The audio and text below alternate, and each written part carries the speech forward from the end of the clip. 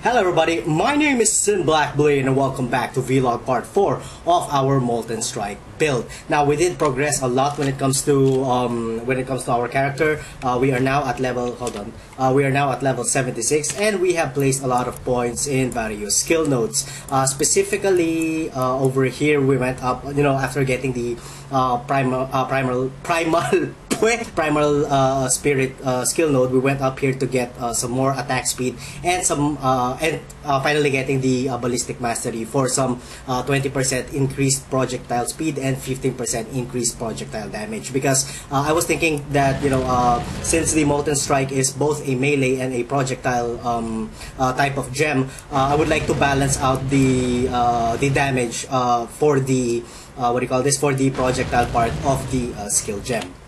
Alright, so after going there, I also went down here to get some more damage, physical damage for our claws.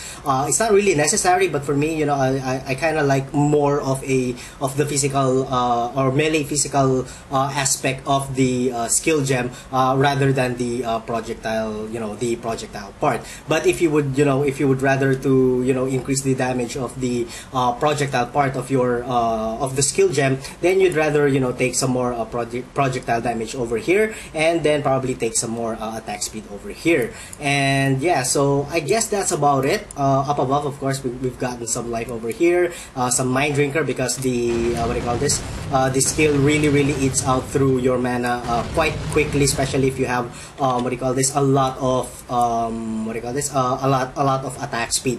For me, I think I've gotten almost all of the attack speed on all the three I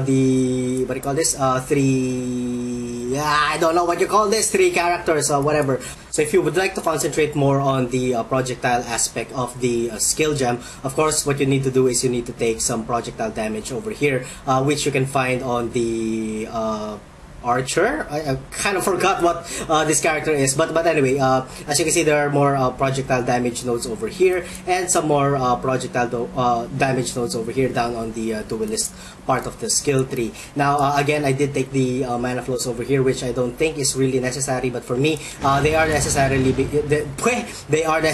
simply because I don't have much of a good mana management. So that is one of the reasons why I took them, and also one of the reasons why I took the primal spirit over here. Now you can choose not to take the unwavering stance, but instead choose to, of course, just take the stun recovery skill node over here and Heart of the Oak, which also gives you a 30% chance to avoid being stunned, and of course going up here getting the 15% increase to block and block and stun recovery, and then eventually going to Ballistic Mastery. So that's another route that you guys could probably take.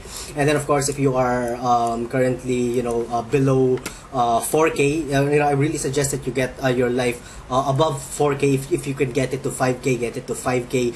That's much more better, because you're going to be melee and you're going to be taking a lot of hits. So if you're lacking life, of course you can get the evasion and life nodes over here, and finally getting the Revenge of the Hunted for some more 10% increase in your maximum life. And then of course you can arc over here in the next succeeding levels if you progress more, getting your character up to level 85 or to level 90. You can get some more life nodes over here. That's 1, 2, 3, 4, 5, 6. 6 more points to completing the circle of what I mean is half circle of life nodes over there.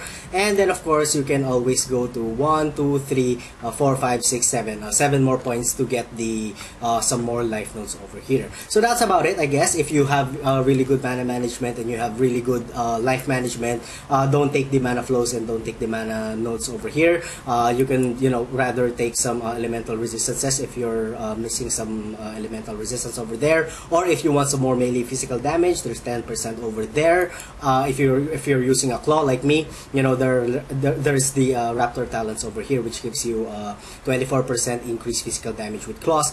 Passing, of course, 1, 2, 3, just 4 nodes. 24% increased physical damage will be a lot. What I mean is 24% is actually a huge percentage in increasing your overall damage with claws. So that's about it, I guess. For the skill tree. Now let's go to our gear. I haven't really changed anything for the gear. I'm still using the Helion's Paw for my main for my main weapon. But I suggest, you know, you get a really high damage claw. Anything that is above 200 will do. If you can't reach 200, that's actually a pretty high number, high damage number to actually roll. So it will be very difficult, as I am also re-rolling one of my claws to reach the 200 mark. But I haven't really succeeded that much. I have spent already, I believe, around 40 chaos orbs into just, you know, continuously re-rolling the weapon just to get the highest damage possible, but to no avail. So I'm really not that lucky, but you guys could, you know, but you guys could probably be more lucky with that one. So yeah. With your helmet, what you really want is, of course, life and resist, similar to this one. Of course, we will be using a shield for this build. What you really want to for a shield is similar to this one. You know, a lot of elemental resistances on there on the main stat. High roll of additional life as you see, plus 65, and an additional 12% to resistance to all elements, plus an additional plus 31% to our cold resistance. So a shield like this would be really good for your build. In terms of defensive, what I mean is defensively. For your amulet, what you really want is, of course, life and resist amulet. If you can get some damage there, then go ahead and do it. But the main priority for us as a melee character is life and resist. For my ring, I'm using this one again, life and resist. For my for my armor, I'm using the carcass jack for the additional 59 to our maximum life and 10% to all elemental resistances. The 20% increase radius for all skills is a bonus, and of course the 12% increased area damage is also a bonus, which will actually help with the with the projectiles. I believe if it is, hold on. Yeah, it is AoE, so I believe that the it will benefit from the 12% increased area of damage. For my other ring, it's also very typical, life and resist. For my gloves, I chose this one simply because I needed the plus 2% more mana leech and the plus 3% more life leech. But if you're good with your life leech, if you're good with your mana leech, then I suggest you go with gloves similar to these one. Additional life and additional resistances to all elements, preferably 2. And of course, something similar to this one too. 51%. What I mean is plus 51 to maximum life and plus 2 to your resistances on the 20-ish part. And you know, an additional 7 to 12 cold damage will not hurt.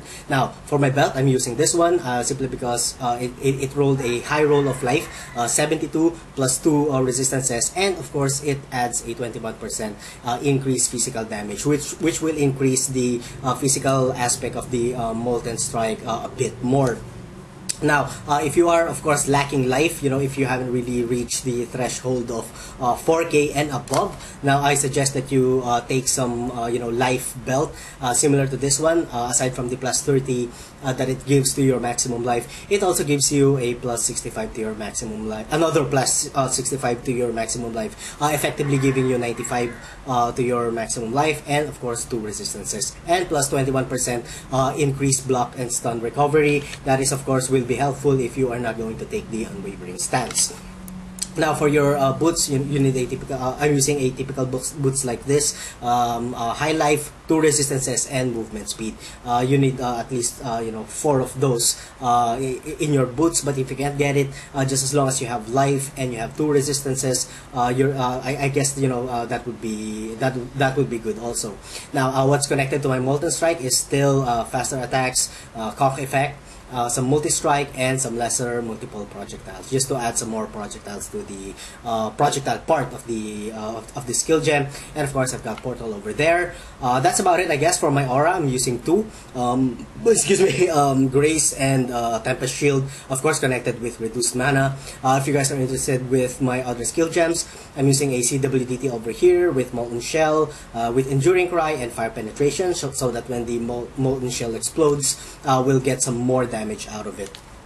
For my other, what do you call this? For my other skill gems, I'm using faster casting with reduced duration and lightning warp. That is, of course, for traveling purposes, so that you don't go around the ledges, so that you just teleport up there, or it really it really saves time. For my other skill gem, I'm using Enduring Cry again, CWDT, some flammability, and some enhance. The enhance is there, of course, for just leveling purposes. For the final CWDT, I'm using Molten Shell again, and some more empower. The empower again is only there for leveling purposes. Once I get that to level 3, I'd probably just sell it. So that's about it, I guess. Let's go to my stats. Our current damage for the Molten Strike is at 2,851, which is actually it's pretty bad, but the projectile actually makes up for the damage loss. So the actual damage is actually bigger than this one. Of course, for our defenses, we are at 5,169 when it comes to our armor, which effectively reduces our physical damage taken by 37%. Of course, if we pop in the granite flask, this is very important. You need to have granite flask in your in your sets of flask over here. If you pop that up, it bumps up to 15k and 65% damage reduction. We're not doing good. We're doing very well, I guess, for our fire resistance. As you can see, 74%. Now we're only lacking 1% to cap it. For the rest, cold and lightning, we're doing really well at 75%. Both we're not doing so well with our chaos resistance. So that's about it, I guess. So let's get into some gameplay. I do apologize if it took forever for me to get this vlog series done. Getting some lag here, sorry. You guys know the drill. I have work, and when I have lots of projects and lots of work, I really have really small time when it comes to gaming. Okay, so here we go. I'm hoping that we could look for what do you call this, coal as soon as possible. All right, so we're going down here. As you can see, we are what do you call this?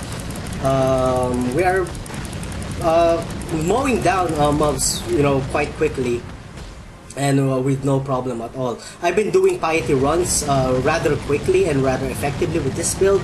It's really it's really fast, and yeah, so you guys could probably tweak the build a little bit for more damage, so that you could probably mow down what do you call this, monsters in a much more quicker succession. Alright, getting some good set of mobs here, blue and elite. Alright, so we're doing pretty well. Where is coal? Yeah, piety is really good. I've also tried doing some level 69 maps. I haven't really gotten lucky in getting some what do you call this, level 70 maps. So I really you guys would really have to test it if the build could survive higher level maps. Of course, you need higher levels for that one. I'll probably get your level up to 80 if you can. But for me, I wasn't able to get it to 80. I was only able to get it to about 76, and then I just literally ran out of time. All right, come on, Cole. Where are you? All right, I think this is Cole. Okay, okay, so this is good. Let's get rid of his minions first before getting into him. Okay, there's Cole. Oh my God. Come on, die! Okay, so as you can see, we did really good with Cole there. He's a really good, basis for any build, because he's tough, he has a lot of life, and he does a lot of damage. So, I guess that's about it for me for this episode, guys. So thank you so much for watching. If you guys enjoyed the content, please like, comment, and subscribe. And as always, we'll see you guys on the next part of my video. Have a good one. Be more constant somewhere. Either through life or some more damage. And then of course I took the reflexes because we are in fact melee, so I'm going to be using a lot of Beer Witch and builds, a lot of evasion